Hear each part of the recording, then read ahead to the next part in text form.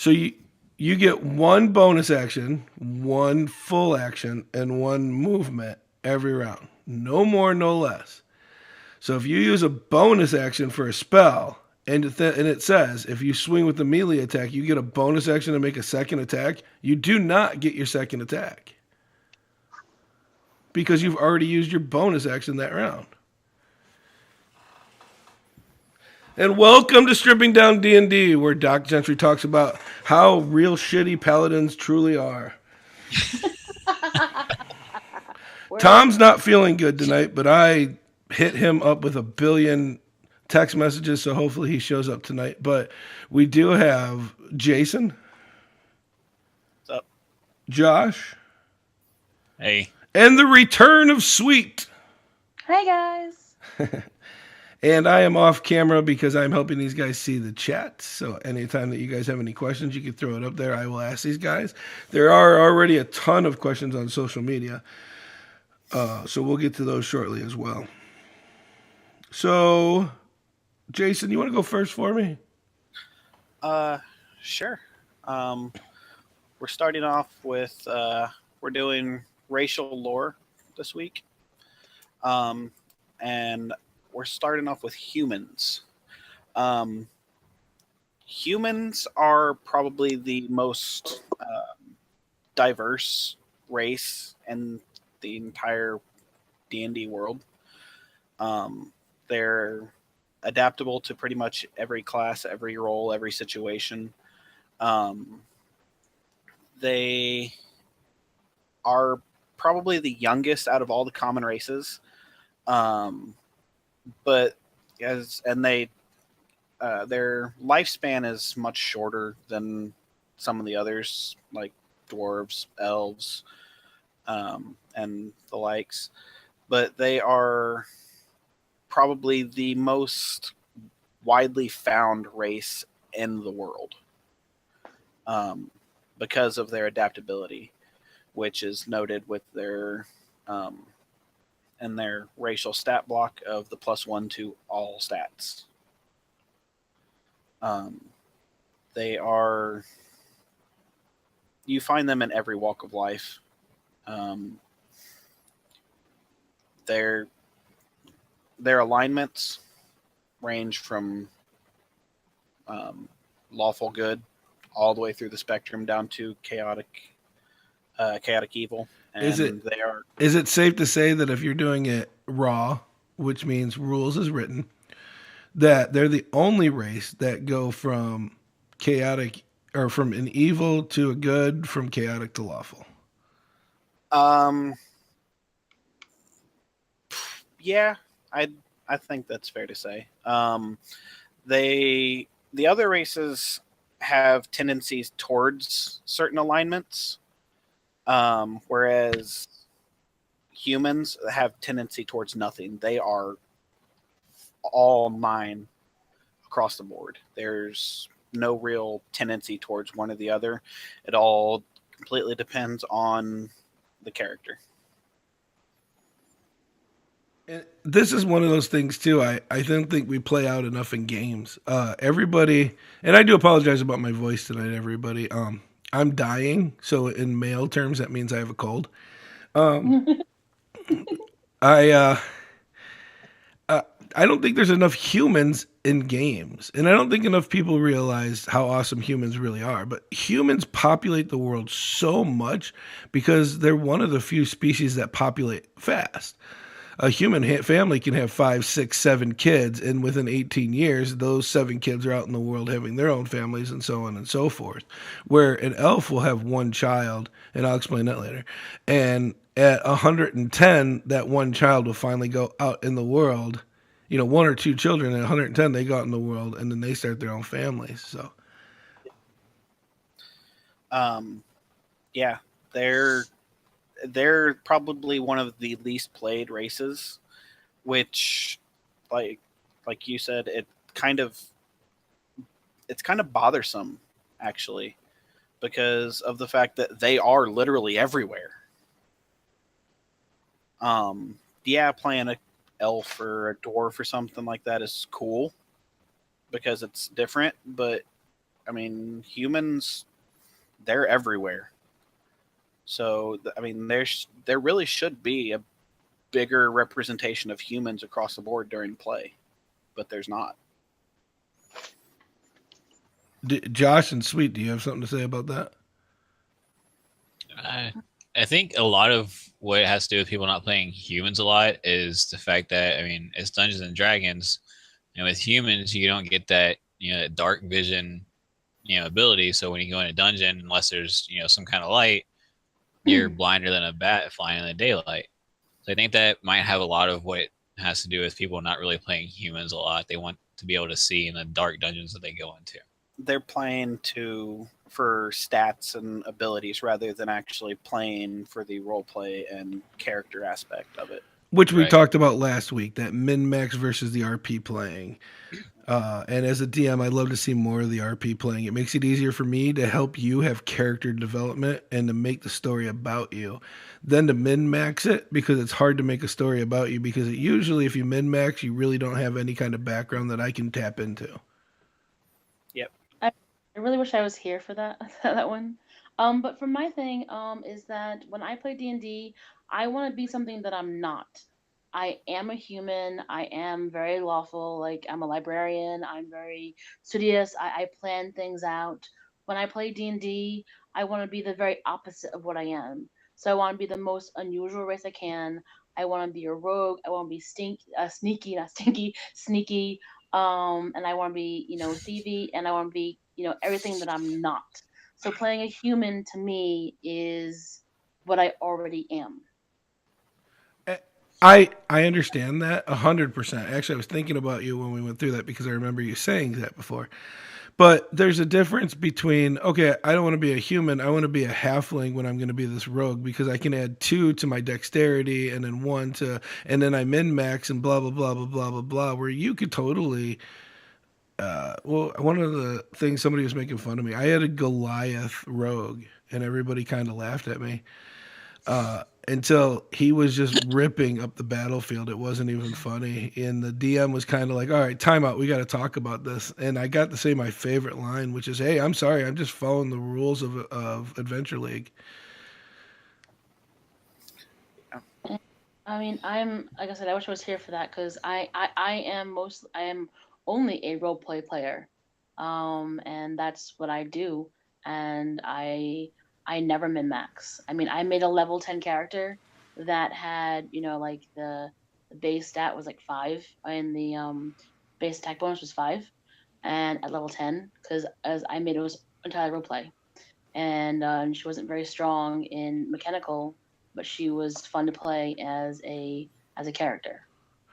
And Hilm Cletus, if you guys are watching the chat, is kind of agreeing with you, but I agree with you too. But there is a huge difference between min-max versus RP than playing a human. I understand if you come to me with a good backstory about why you're not, you have a good backstory, that's different.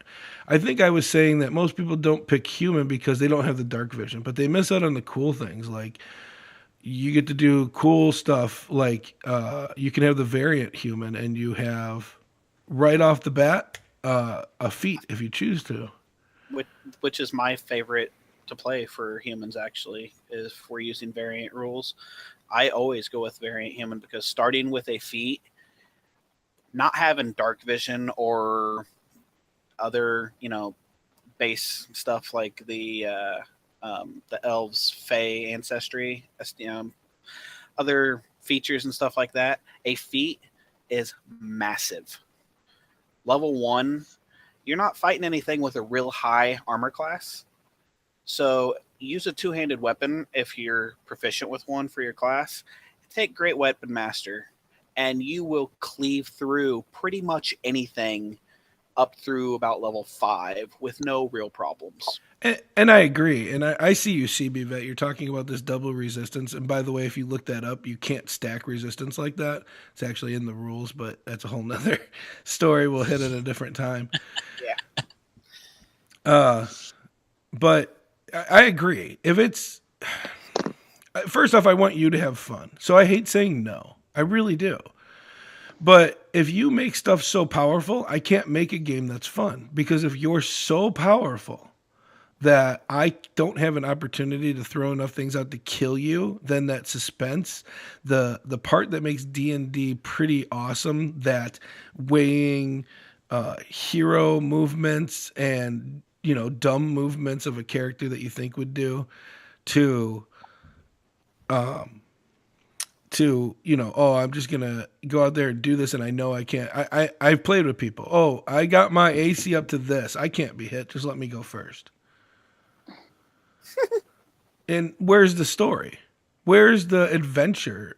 No adventure is good. No movie is good unless you know there's a possibility that everybody dies. I'm sorry. And if you're in a group where a player's got a really high AC and they're real cocky and arrogant about it, let the DM hear them with prattling on about that. Their AC won't mean anything when they go up against homebrew magic weapons that bypass armor, or scaled up creatures that have like a plus 20 to hit. It don't matter if you've got a 30 AC when all they need is a 10 plus to hit you. Or if they go first and oops, trap hit because you let the rogue go first. Yeah. And there's ways around min maxers and people that play for the stats and rather than actually playing a character. And let me just stop. When I say min max, I mean you do everything with your character in the idea of make them as strong and powerful and tough as possible. I'm not talking about min maxing where you took a tiefling as a warlock because you get that +2 in charisma, because a tiefling warlock for an RP sense makes a lot of sense. Oh yeah, it does. And we're talking right now about this, and I think we're going to hit this at a later episode, CB, and I hope you come back on this. But I'm going to double check the rules, but I'm pretty sure that if you have some resistance from a bloodline like Dragonborn, and you take a dragon bloodline for sorcerers, they do not stack. There's been a lot of articles coming out of Wizards of the Coast about this because people are doing this over and over again. That and the stackable ACs that people use that can't be stacked as well. Those are in there. But I think that's a different topic altogether. If that's what you're doing and your DM's allowing you to do it, I don't see anything wrong with that. Let's try to come back to the lore of it, which mine will be Dragonborn. But you got anything else for humans, Jason? I think that pretty much covers most of it. They're everywhere, so they do any and everything. So play the hell out of them. And Helm, you might be 100% right, and CB, you might be 100% right that you have this double resistance, two different resistance because you took Dragonborn with a Dragon Blood background. But when we get into classes, we'll talk about how rare the Dragon Blood sorcerer truly is compared to the Wild Magic sorcerer, which is a way more common sorcerer. But sweet, you want to jump into gnomes for us? Sure. So I like gnomes. They're very fun. They're very tricksy. They're very me. And so when I choose a normal race, I'm using air quotes with that, by the way, I choose gnomes because they are fun. But I actually learned today that gnomes are distant cousins of dwarves. I was not aware of that. And they mostly live underground in burrows, but unlike dwarves, they're very close to the surface because they like green and growing things. So like hills, but they're close to the surface. They are clannish. They actually have clans, and there are rivalry between these clans, but they're actually friendly, and they often have festivals and stuff, and they have contests in these festivals, like nose measuring contest, because why not? And it's all in good fun, and they play best practical jokes and stuff like that, and they are very tricksy, and they're quite energetic, and as I said, they love practical jokes, and they have a sly humor, and they are very, very curious. and I love figuring out how things tick and how things work, and taking things apart and going oops, and trying to figure out going back together. And gnomes tend to speak very fast, so they speak very very fast, and but they are able to listen, which is good. And so yeah, gnomes are, if the gnomes in society, in their own society, all gnomes must have some kind of art, whether it's cooking or tinkering or metalworking, some kind of art. But some gnomes choose to leave and go adventuring so they can get all the fine things and gems and whatnot without having to actually pick an art. And that's what I have in gnomes. Oh no, and that's great. Does anybody know the pantheon of gnomes? Like, what kind of gods they normally serve? Yeah. Yes, Garl Glitterglode. Garl Glittergold, I can never say it, is usually the one they serve, primary deity. I can't pronounce that word. It also says Raven. I can't pronounce any of these, by the way. But let's see. Bravar, Cloakshadow, Flandel, Steelskin, Gradal, Ironhand, Sojourn, Earthcaller, and Calderon, Smoothhands. Not I could click on them, but Garl Glitterglode is the primary one. Which is funny because he's a god of trickery Yeah. and I can't remember the other one. Wiles, I think it is. That's why I never remember it. And if you look, he's actually a lawful good god. And let's see. There it is. Let's see. Let's see. It says he's a golden. It's a golden nugget. Does not give me very much. But I mean I remember playing a gnome with Garl Glittergold as my patron, and everything, like every exclamation was Garl Glittergold and for Garl Glittergold and Garl Glittergold's eyes, and it was a lot of fun. This was like 2.5 years ago. And that was how I worshipped him, was by exclaiming his name as often as I could. That's amazing. I just thought it was funny that they have a trickery wiles god, and when you think of stuff like that, you think more chaotic. But he is a lawful good god, and it always threw me off a little bit. But if you remember, not the gnome race, but the Kinder race, I think it brings it more into Oh, perspective. Kinder. Yes. Kinders would Yes. get into trouble on accident because of just Yeah. who they were. They never meant anybody harm, but they would destroy the whole party. Yeah. Yes. And if anything went missing, it always check the Kinder.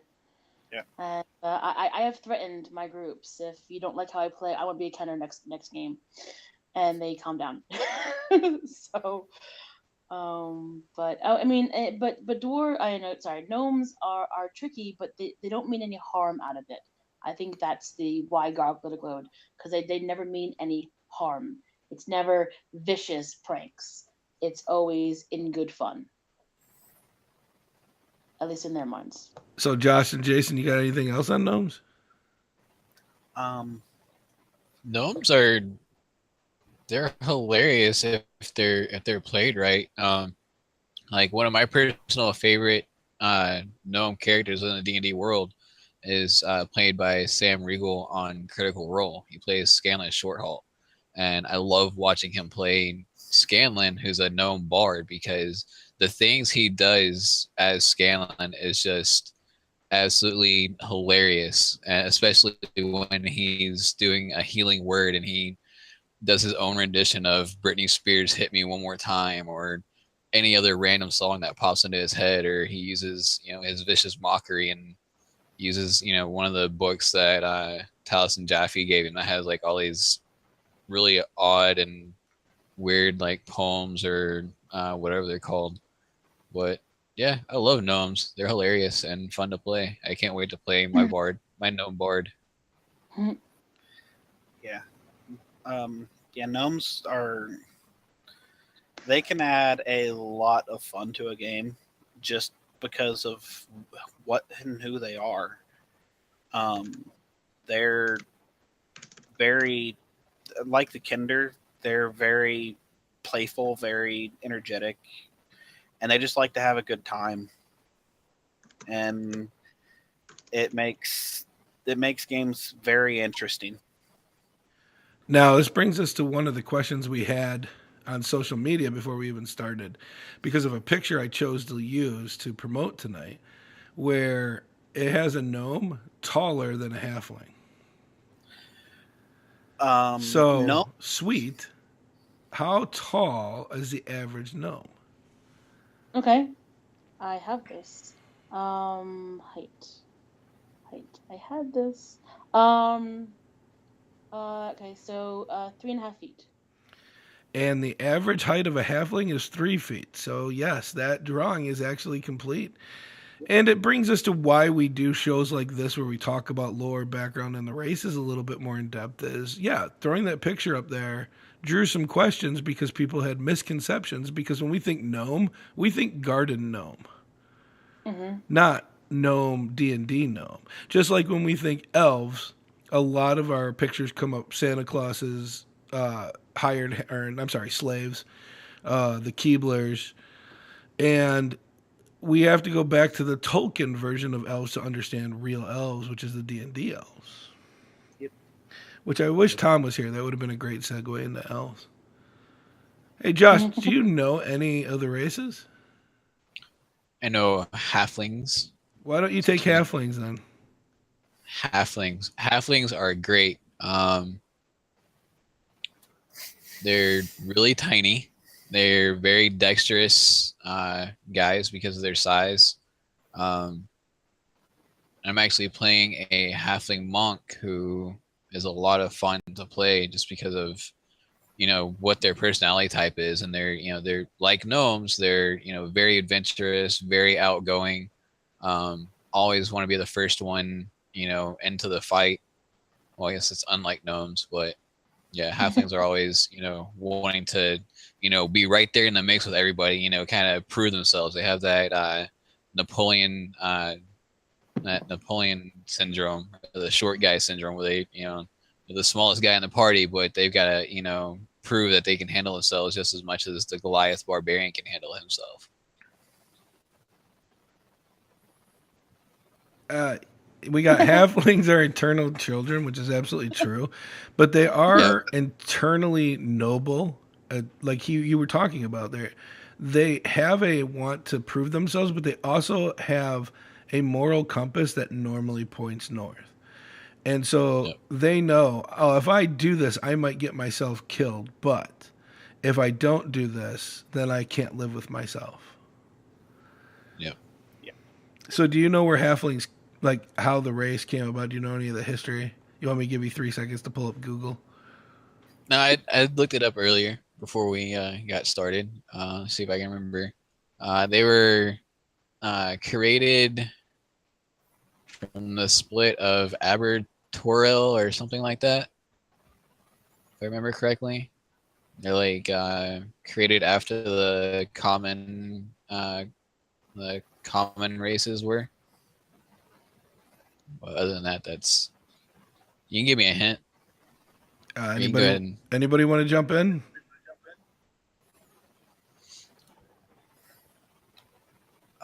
As far as where they came from,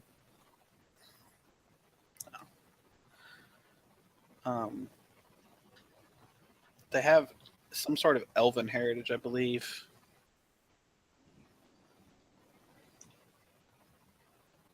Well, they're another class that doesn't have dark vision. Race. Oh yeah. Or another race. You're right. Sorry. Thank you. But the truth is they've always been around. They've just been shy. They usually keep to themselves. The rest of the world can deal with its own problems. And so for a very long time, they just were never seen. Where some people thought they just came out of nowhere. The truth is that it is not like they just existed. It's just that nobody realized they were there. And yeah, the whole Hobbit story will bring it. They used to be called hobbits. It's not like they used to be hobbits. And hobbits, if you know about that, the traits of being sneaky, not being able to be found, they just having a hobbit race and a halfling race just didn't make any sense for D&D when they were streamlining, so they cut it down. And that's one of the great things about being a halfling is you're the smallest one in your party, unless there's another halfling that's like an inch or two shorter than you. But there's usually always somebody for you to slip behind and hide. That comes in with part of them being as small and as short as they are, and as dexterous as they are. They can step behind, the dwarf in the party and be like, okay, well, I'm hiding because I'm smaller than him, so you can't see me. And that's another reason why I love playing my halfling. I can pretty much hide behind anything and anyone that I want to. And yeah, Helm, that's exactly what I was talking about. It's just that they didn't want to have two races. They didn't want to have hobbits and halflings because the halflings had some stuff they wanted to add. So they took what they liked from both and made it a halfling race. So, which is a boring section of Wizards of the Coast mythology and D&D mythology. We'll get into one of my favorite races to rip on, which is Dragonborns. And I rip on this race a lot because people don't understand this race, because throughout gaming it has had changes, a lot of changes. They got to a point where they just wanted to make it a badass race, big and tough and strong. So let's go all the way back to the very beginning. Io, who is the main god dragon, created Dragonborns to serve the other two lesser gods, which is Tiamat and Bahamut. The ones that served Bahamut lived in luxury. He's a good god. He treated them well. They weren't slaves, but more servants. It wasn't, I guess, what we would conceive to be a good thing, but that was what they were actually created for and put into servitude. The Dragonborn that were put into servitude of Tiamat, well, you could just picture that went a whole different direction. They were abused, treated like scum. They were just discarded very quickly. These Dragonborn actually ended up rising up and creating a revolt against Tiamat, and those are the Dragonborn that entered into the material world, with the material world being the world that we play our PCs in Dungeons and Dragons. Some of them still serve dragons today. It's been a very long time since that uprising happened. I think that was 2E in the realm of what we know of time. But most of them do not. And now they have become a more strong, noble race, but they are still timid about people. They're not going to back down, but they're definitely not childish timid. But they definitely do not give trust very easily, and very few times do they actually say much. Now, CB, I know you said hey now, but that is just the truth of Dragonborns and where they come from. The mythology has been adapted for other things throughout the years to try to make them sound tougher, but that is actually the mythology of Dragonborns, coming from the original creation of Dragonborns in the playable material realm. So anybody want to come against me on that one? I figure I get some feedback on that one sometimes.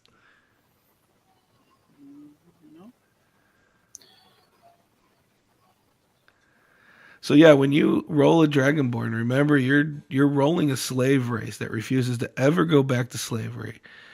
Also, who refuse to ever allow Tiamat to arise again, whether they are evil or good, because they actually go like humans. They can select either one. Very rarely are they in the neutral area. Mostly because their upbringings and their clans, they have to choose their own path. And it's all or nothing in most of those clans. Again, everything we're talking about here, every DM has their own functionality to change within a game. But another reason I love this class when it comes into play is when we get into a dungeon and they realize that it's another one that does not come with dark vision. You guys got something to say about Dragonborns at all?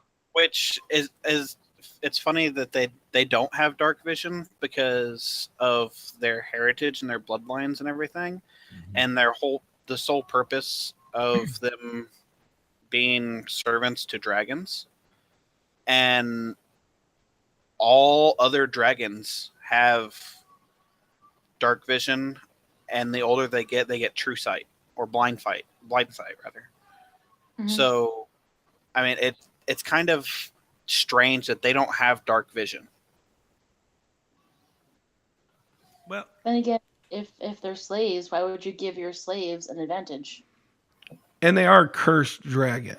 When they were created, they were actually cursed within the eggs before they hatched. So part of that curse took their sight away. Or you could argue that all dragonborn should have true sight. Right.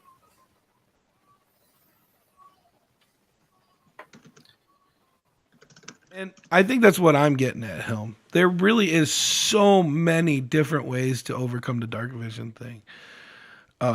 Warlocks can take part of their Eldritch invocations and they can see 120 feet in the dark, both magical and non-magical. There's torches, there's light spells, there actually is a dark vision spell. There's a true sight spell. I mean, there's a million ways around it. And at a lower level, you shouldn't just be ripping through dungeons. You should be learning about your characters. Right. I start people at level 1 so that they can learn about their character. We usually don't even pick alignments because I want you to know your character before you try to assign one.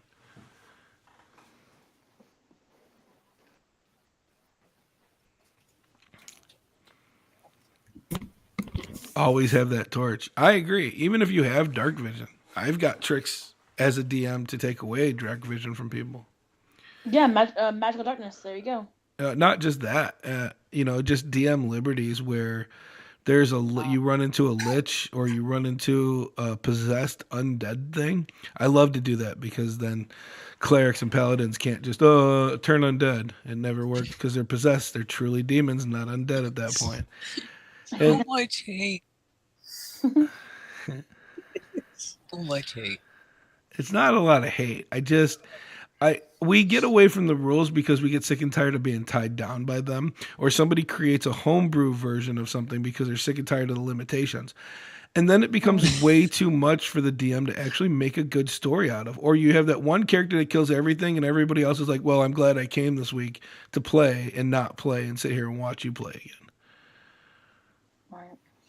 Or the players who know everything. So it's like, oh, that description. Well, I do this, and this is dead, and you're like, okay, well then, But if you change it up, then I do A, B, and C. None of that works. Next. So. Yeah, there's ways around everything.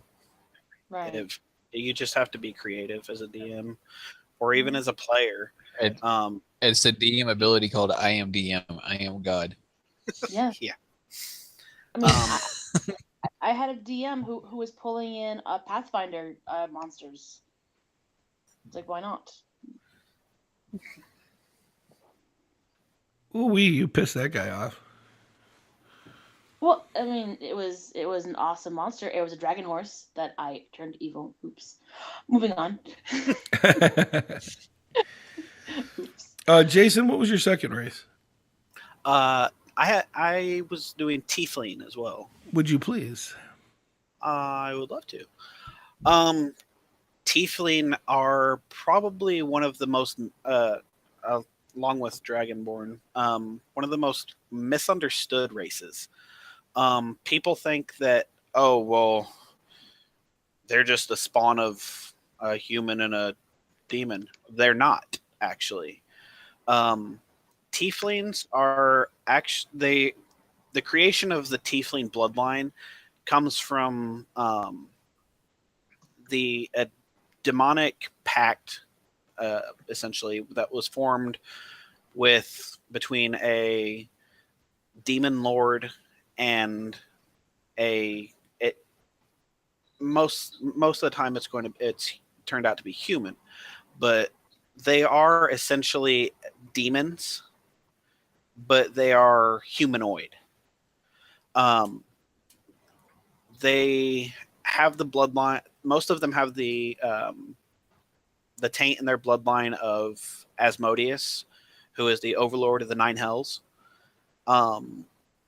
which it does make them demons per se, but they're not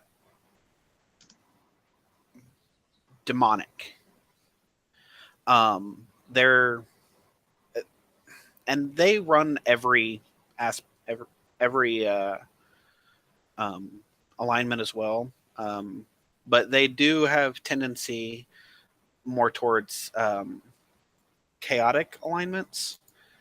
And because of how they're treated growing up, and their bloodline, they have sorry.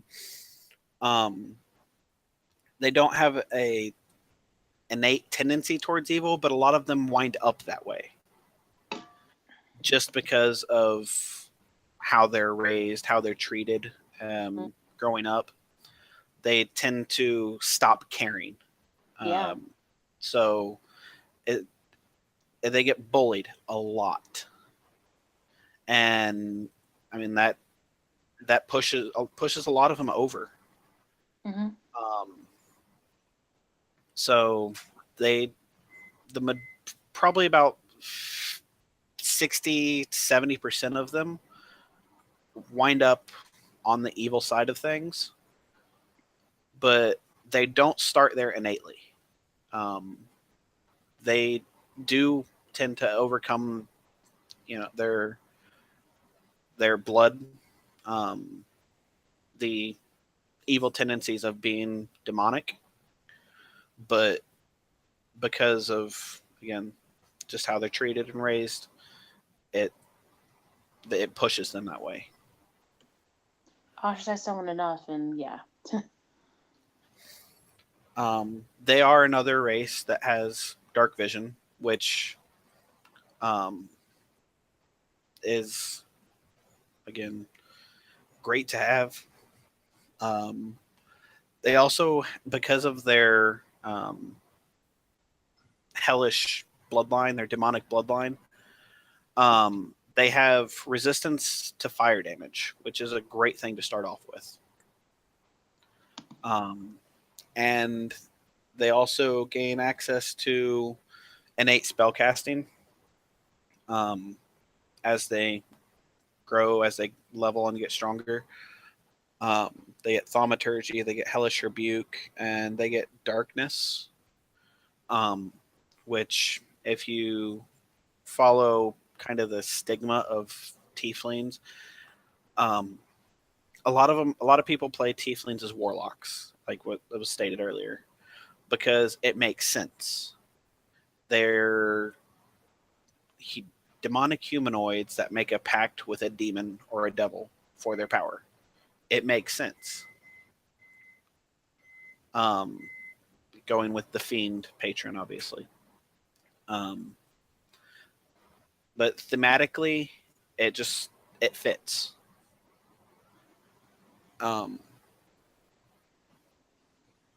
So you see a lot of tiefling warlocks. Probably the most unused class for tiefling is actually one that, again, does make sense if you, from a roleplay standpoint, is paladin. Because if you're serving a like Asmodeus, for instance, you could draw your divine power from the Overlord of Hell. I mean, granted, you're probably going to wind up being an evil character, but it still makes a lot of sense. So it would be more like an anti-paladin. No, you're not restricted by alignment anymore for paladin. Yep, correct. So no, And no, and I agree. Let me hit two more before we get. I want to open up the discussion a little bit deeper, and I just want to add two more races. And I hate them both, but I will cover them both. And the reason I hate them both is because genetically, scientifically, and being 22 years in the medical field, I cannot possibly fathom either of these races ever existing. And that's half elf and half orc. So I'll break it down D&D style, and I'll try to make it family oriented. So here we go. When a mommy or daddy elf loves a mommy or daddy human, they show their love and express it, and sometimes an offspring just comes from that. Now, if a mommy or daddy human love a mommy or daddy orc, the same thing happens.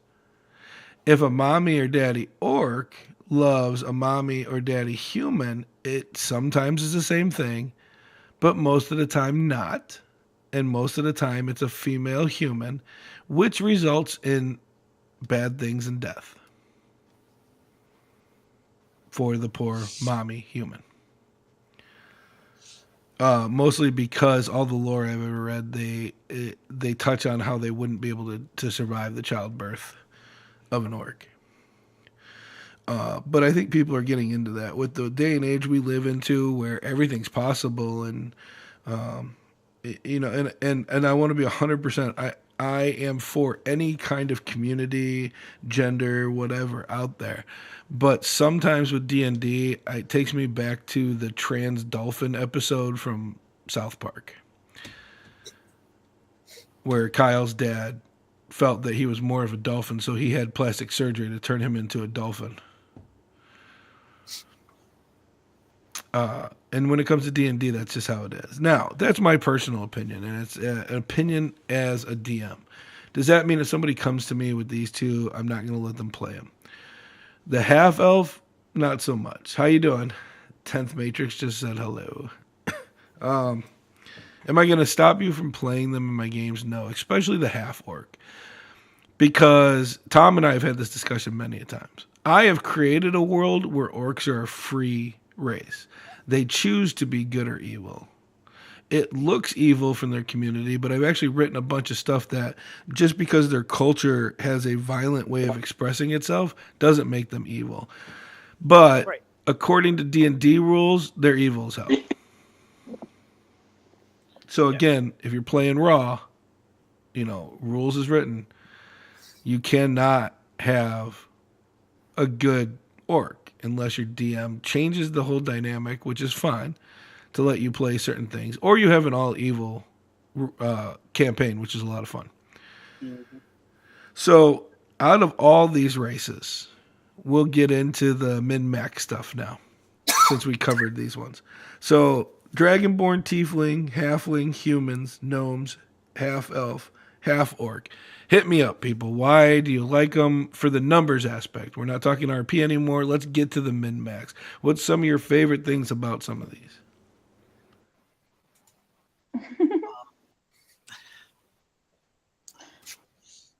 I personally, like I said earlier, I like and play human a lot because of either the +1 to everything, which makes them relatively good at everything, or the variant, which that feat at low levels is huge. Now, I don't mean to cut you off, but would you say they're good at everything, or it's one of those good at everything, master of none kind of aspects? It's a jack of all trades, master of none at low levels for the most part, because they do get that bonus to everything. So they're good, but they're not great at everything.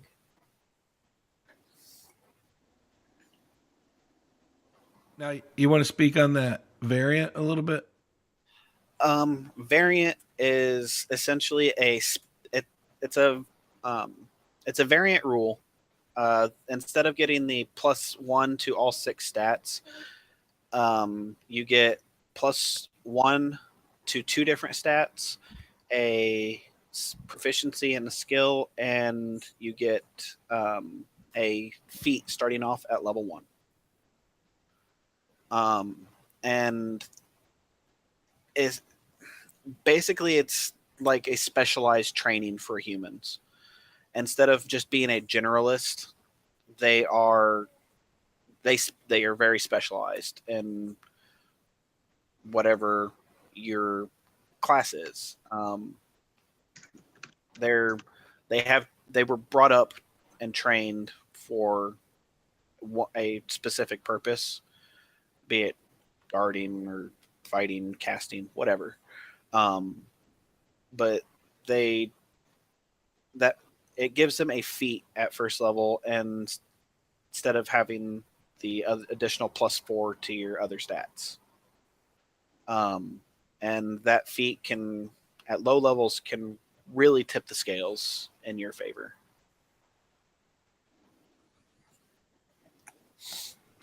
Yeah, and the DM on that kind of addition really can put a little bit more at the party too.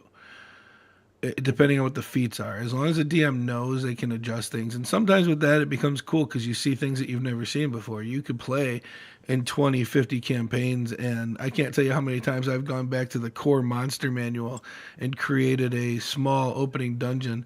And Tom, who's usually the host of this show, who is under the weather tonight, so I do apologize. Tom and Damien aren't going to be here, so there was a couple of races that weren't covered. But we will cover them next week, next Thursday. But, oh yeah? Yeah, My Little Monster. But that I've been able to do because of the way people rolled characters, and even Tom has been like, that's in the monster manual? Yeah, out of the core monster manual, man. Yeah. It does add a lot of variety to low level stuff, because you are starting off with what is essentially a 4th level ability. Because that's when feats open up for all the other characters, all the other classes is at 4th level in a singular class. So you are essentially starting off with a 4th level ability at level 1. So you can really you can really tip the scales in your favor by having that feat at first level. Like I said earlier, Great Weapon Master, because of the fact you're not fighting anything with real high AC at the first few couple levels for the most part. That -5 to hit to give the +10 damage, you can chop straight through most low level monsters. And then the ability, if you crit or drop a creature to 0, you can use your bonus action and take another attack. Right, and like I was saying before, when they take stuff like that, I can add a few more things to it, which makes it a little bit more challenging for everybody too. Right. Speaking of min-maxing, I was talking about this to somebody last night. We were talking Ranger, Hunter, Archer that uses Sharpshooter. Oh, yeah. And you pretty much are at your peak. You will go up 1 every 3 or 4 levels. But you're really going to be at your max of things. But it will make the lower dungeons easier for everybody else.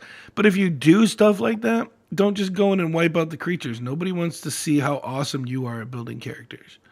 Everybody wants to play the game. So allow them to play the game. Right. And that's why min-maxing is kind of annoying. Because people do just build characters just to kind of try and show off to people. They're like, oh, well, look what I can do. It's like, that's great. We're not having any fun. Right. Or you get the guys who metagame. One of my favorite things to play in is Minds of Fendelver. I love that. It was perfectly written, I think. It's just, I love the aspect of that starter game. And we were playing with a bunch of people, and one guy was just trying to show off to see how much he knew. So we'd get to an area that he knew would be populated with goblins, and he's like, "I ready my bow for an action." Hate that. Why are you doing that? We're level one, level one adventurers. This is our first adventure. We're in the middle of the woods, and you just, through years of experience, know you need to draw your bow now, or Yeah, it's metagaming is. I want to strangle people that metagame because they're not playing a character. They're playing their stats. They're playing. They're playing themselves playing a character, and it destroys the fun of the game. But yeah, Sweet said, back on topic, which I agree with, but let's just get it out there. Min-maxers and metagamers, you're not showing off. You're just making the rest of the party not happy. But back to what we're doing. So with the lores, I know that Sweet loves gnomes. Yes. We know Josh loves halflings. I'd say I like them a lot. I love dwarves more. There you go. Dwarves are mine. But my favorite. We didn't talk about them tonight. So what we talked about tonight, halflings. And Jason, what we talked about tonight, what's your go-to if you were going to play? My go-to is usually variant human, or tiefling. Those are probably the two that I play the most. Why did you sound defeated when you said tiefling? Because they aren't really played a lot. People, they're like, oh, they're demon. No, it's just people they frown on people that play tieflings just because of their lineage, and it's kind of frustrating because, I mean, like Sweet said at the very beginning, she likes to play characters that are different than her. I mean, last I checked, I mean, you can call me out on this if I'm wrong, but last I checked, I'm not a demon. Well, I mean, can we ask the mother of your children this question real quick? Well, okay. Is she around? Can I ask her? I think she's laying down. I'm one of Jason's players, and I think I can kind of contest that sometimes. He seems to have a love for the undead and demons. Hey. We come across them quite a bit. I wonder if he sleeps and he snores. You hear,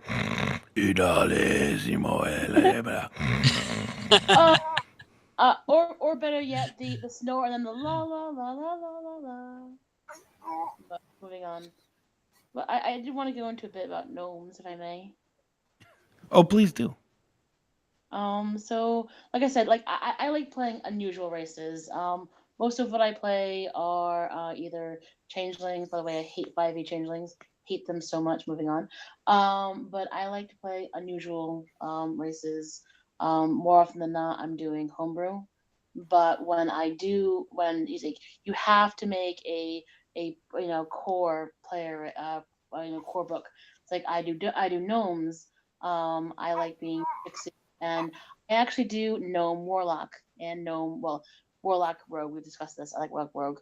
But gnome warlocks because I like to mess people's heads, and everyone overlooks the gnome because the gnome is sitting there looking all innocent, and instead they blame the orc or they blame something else in the woods, whatever, and it's me, the warlock, that is messing with their head, going, "Hello, prey, you look tasty today," and they overlook the gnome, which I absolutely love.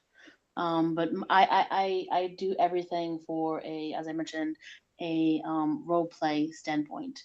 It's which am I going to have most fun playing, even if the mechanics don't work. I agree. And we got something on the table. We have a disagreement. It looks like 10th Matrix, and I asked what they were talking about. They disagree that metagaming should be strangled, murder hobo, and power gamers always ruin the game, etc. Um, I have never been in a game where I was playing with a metagamer or I was playing with somebody who was all powerful that didn't ruin the experience for me. Mm-hmm. Uh, but if you can give me an example of how it makes the game better, I guess I would understand where you're coming from a little bit more. And because my examples are,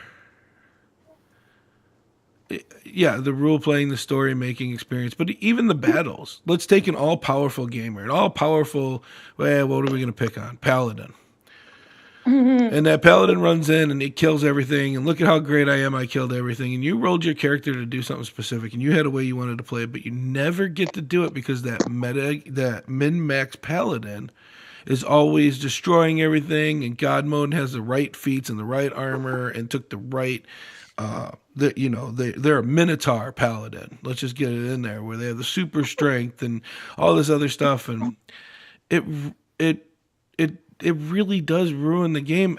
And I guess it doesn't ruin it for everybody. I guess if what you want is a side-scrolling adventure game that you play on tabletop, then that is a good way to play, actually. But if you want that role playing, which is, this, I mean, let's just get honest. All tabletops in the D&D era are RPGs, role playing games. With stories that are told. When people ask me what D&D is, my answer is always the same. It is approximately 4 to 6 people, or sometimes more, writing a book that each person writes a bit of it.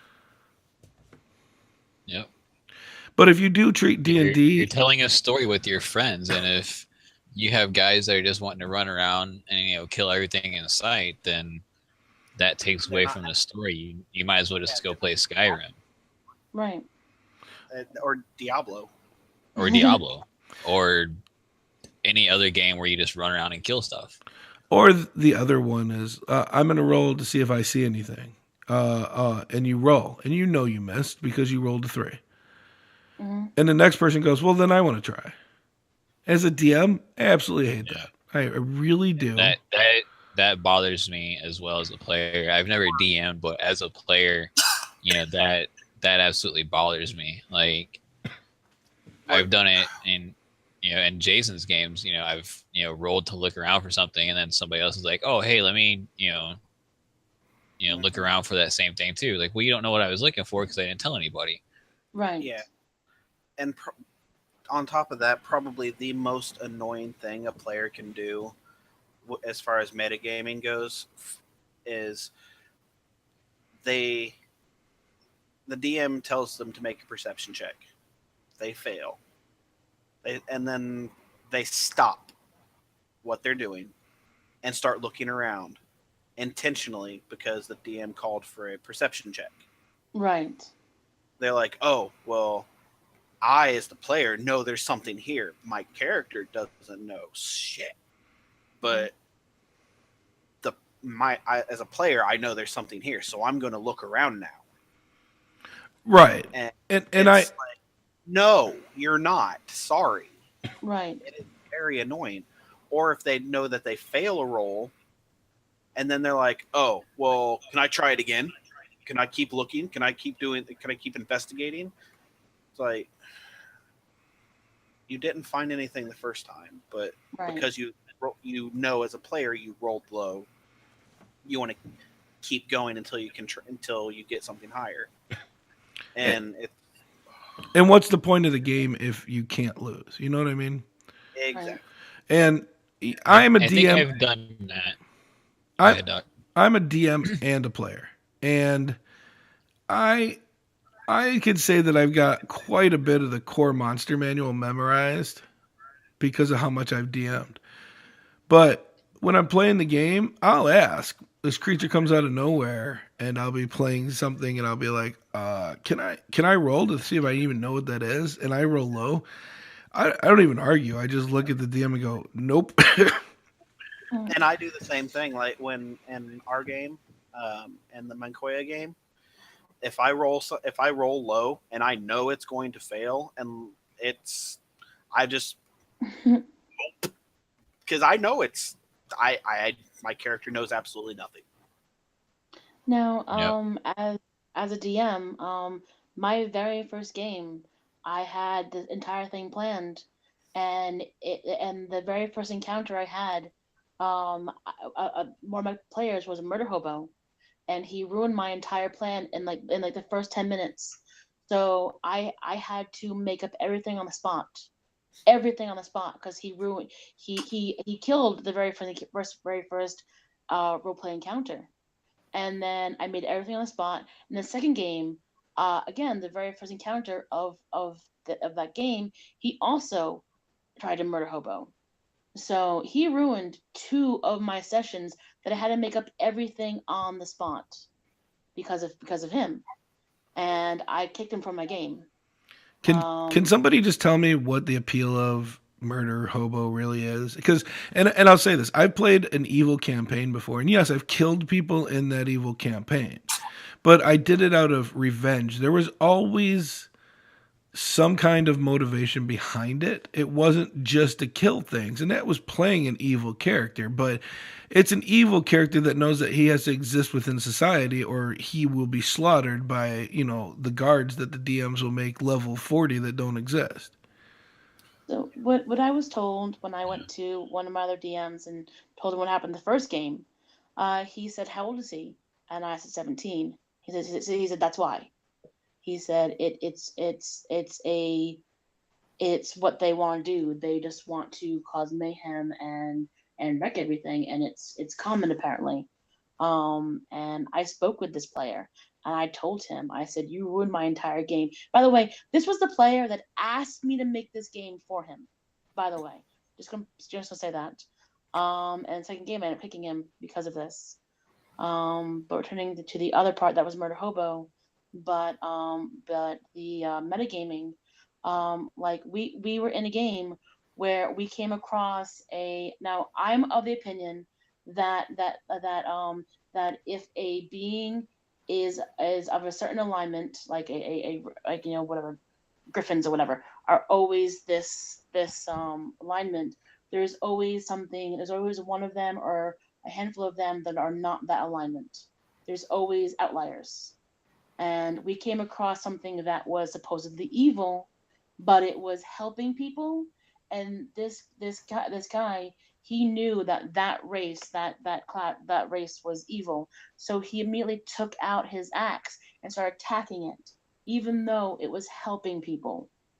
And the DM stopped the game. He walked out. He walked out of the room.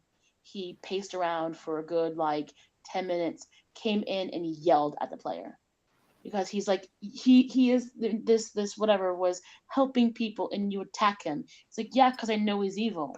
It's like, no, you don't. You And know so that what your player doesn't know. Right. exactly. And And that's one thing that bothers me. And the game I play with Jason, where he's a DM, we have a guy that plays an Arishari bard. Well, to me, and I'm sure everybody can agree that bards are more of a support class. They're there to inspire you, to throw a heal, throw out a damaging spell every once in a while, but mostly they're there as support. To keep the fighters and the guys actually doing damage, and the healer keep them up. Well, this guy, every time we fight somebody, he decides that he needs to pull out his sword and jump into the fray with my character, who's a dwarf paladin, and another player of ours who's a Goliath barbarian, and decides that he wants to be in there, with the two of us, swinging away. And we try and tell him that no, you can't do that. I mean, you can, but you're probably going to die very quickly. And it's like that's one of the things that bothers me is when, I don't want to say when people don't play their class right, but they don't, I guess, think. Mm-hmm. Helm said bards are jack of all trades. They can specialize in anything and good for that guy. But I think if you hear what he's saying, he's speaking from another player in the group. yeah, And I'm sure we're not touching on all that aspect, but let's come back a little bit where we kind of went off topic of the lores. A little bit. Slightly. We took a left at Albuquerque. And but there's two things we always remember about D&D. One, you can play it without the rules. And two, the rules are there to see if you can get around them, just to be honest with you. Just don't slow down your game. It's to have fun. And if everybody at the table is not having fun because you or one other person is doing something, whether you agree with them or not, it needs to stop because this is a group experience. But I found as a DM that 90%, even 99% of the time, if I have somebody like that, they really just truly don't understand the game. And if I take the time to explain things, and what was being talked about, that session 0, that's before you even play, everybody sits down and does everything in front of everybody else, which is a great idea. I love session 0s. Yes, always session 0. But you could talk about things. Yes, you can have an evil creature, but here's what I expect from evil creatures because it makes sense. If you go around killing everybody, you would have been dead before we got to this point of life. You wouldn't have made it this far. Well, that's the thing with Jason and I. When Jason started this session, we're playing Ascension. It was me, him, and a few others. Well, the others have quit or left, and it's just me as the original player when we had that session 0. So we have all these people coming in that don't understand or don't really know or understand what we're aiming for as far as our games go. Well, and that's where you need a session 0.2. Yeah. Yes. And I'm not. I don't want you to think that I'm knocking this guy because I'm really not. He's a pretty nice guy. As much as he takes me off half the time when we play, he just there's a time and place for a bard to use melee. Like a prime example of that, I'm going to use him again, is Scanlan Shorthalt and Critical Role. He's not going to, pull out his rapier, even though it's like a ancient weapon, or I can't remember what they're legendary. Yeah, legendary weapon. Thank you, Doc. Yep. He's not going to pull it out, every time and charge in with Grog or Vax or Kima or any other melee fighters that are in the group at that time. He's not going to charge in almost every battle and go into melee with them. He's going to throw inspiration dice and sing songs and heal people. So well, I think to a point. To a point. I think you have to realize. I think it's unfair to say that as a general rule, all bards have to X, Y, and Z. He has a no. rapier. I'm not saying they don't have to. I'm just saying there's a point to know, when to go into melee and when not to go into melee. If the paladin and the barbarian up there beating the shit out of this creature, there's no point for you to be there. If you're a bard and you're not using Vicious Mockery, there's something wrong with you. Exactly. Because that is one of the greatest spells of all times. But that's just a personal opinion on my part. Hey, back to this lore about these races we were talking about. Anybody have any last words? Halflings are awesome. They're a lot of fun. The halfling I play, like I say, is a halfling monk. His name is Tai Fang. He's young. The baby just laughed at you. Sorry, I had to point that out. I'd say he's, late teens, early 20s. So 18 to 21, 22 years old, as far, to give you an idea of his halfling age and where he's at in life. I have a lot of fun with him. He's become friends with the Goliath Barbarian in the group, and the Goliath Barbarian will take to putting him on his shoulder for him to take a nap, or just so he doesn't have to wear out his tiny little legs. But halflings are fun. It gives me a chance to kind of tap into that, inner child state of mind, or not really child, but teenage state of mind pre-military. So if you want to do that, go for a halfling and have fun with it. Just, you can be as goofy and as silly as you want to, and nobody will really care. And the great thing is when you pull things off that nobody else or everybody else failed at, then you look like a badass. Prime example would be we got trapped in a cave, or we were trapped in a cave, and we had to get a boulder out of the way. Well, I was thinking, well, I'm just a halfling. I can't push this boulder that's 4 times my weight out of the way. So I had the human and the dwarf give it a go. Well, they end up failing and weren't able to do it. I was like, well, screw it. Just for shits and giggles, I'll give it a shot. And my little, 2.5 foot, 3 foot tall halfling monk comes up and pushes this boulder out of the way like it's nothing. So it makes for a lot of great role play stories, especially when you do things like that. And I don't know, it's funny. I like it. Before everybody cusses us out, these are our personal opinions on classes that we're leaving on, so please don't go shit crazy. Hilm, we will be covering expanded races in a later episode after we get through the core races. And I love Volos. I own both of them.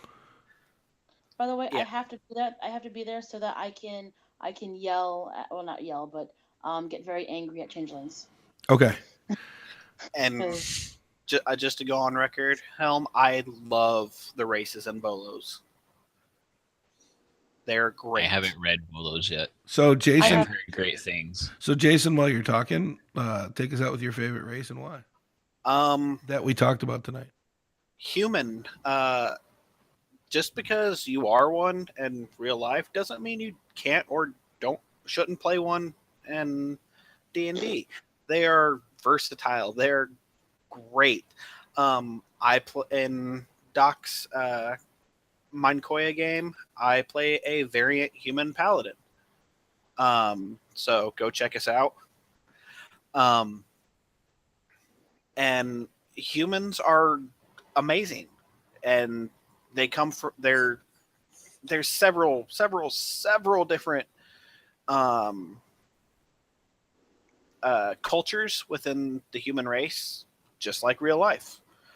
So just because, say, you're an American, you can play an Egyptian, you can play an Asian.